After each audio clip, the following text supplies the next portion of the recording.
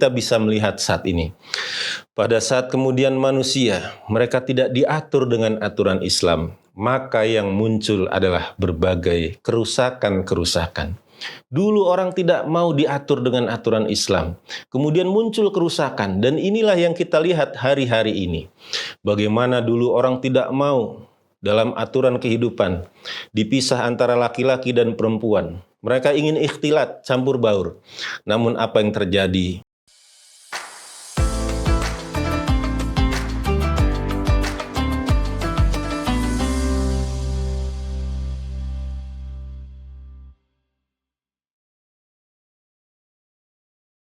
Assalamualaikum warahmatullahi wabarakatuh.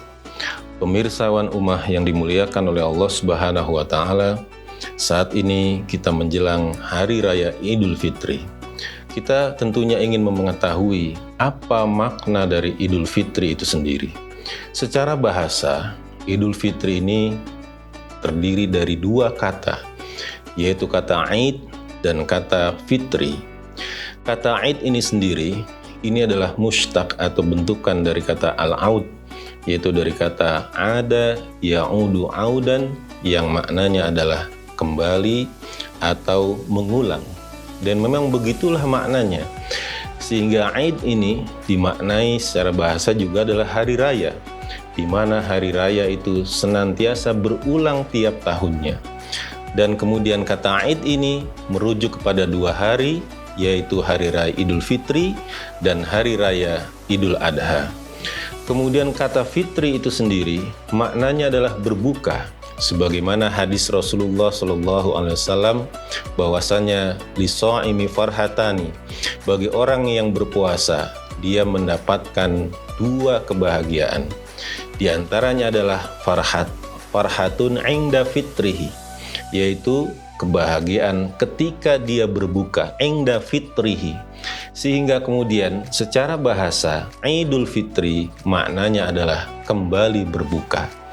Kemudian hadirin rahimakumullah, secara maknawi Idul Fitri juga dimaknai kembali kepada fitrah, dikarenakan diantara tujuan kita berpuasa adalah mendapatkan ampunan Allah Subhanahu wa Ta'ala.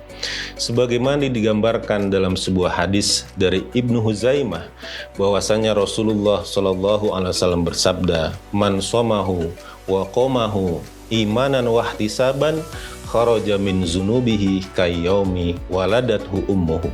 Siapa yang berpuasa di siang hari di bulan Ramadan dan kemudian dia bangun malam di bulan Ramadan, imanan wa ihtisaban, karena iman dan mengharap pahala dari Allah Subhanahu wa Ta'ala, maka dia akan keluar dosa-dosanya seperti hari di mana dia dilahirkan oleh ibunya. Hadirin rahimakumullah, dan ini sesuai dengan hadis Rasulullah, kullu mauludin yuladu alal fitrah. Setiap orang yang dilahirkan itu, setiap anak yang dilahirkan itu dilahirkan dalam keadaan fitrah. Sehingga kemudian sebagaimana hadis tadi, orang yang keluar dari bulan Ramadan mendapatkan kemenangan Ramadan, dia seperti bayi yang dilahirkan. Maka kemudian diantara para ulama mengartikan Idul Fitri adalah kembali kepada fitrah. Fitrah itu bisa juga bermakna adalah karakter, pembawaan atau tabiat. Kemudian fitrah itu sendiri bisa bermakna Islam, dikarenakan dalam surat Ar-Rum Allah Subhanahu wa Ta'ala berfirman, "Fa aqim wajhaka lid-dini hanifa fitratullah allati fataran nasa 'alaiha."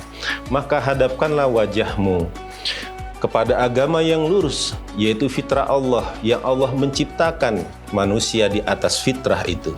Para ulama diantaranya Imam At-Tabari mengutip dari Mujahid bahwasanya fitrah Allah yang dimaksud di dalam ayat itu adalah al-Islam.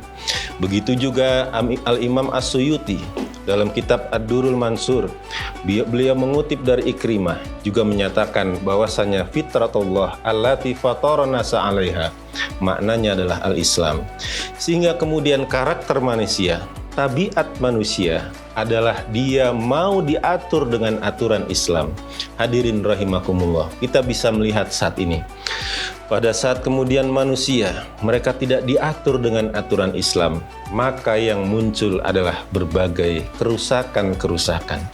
Dulu orang tidak mau diatur dengan aturan Islam.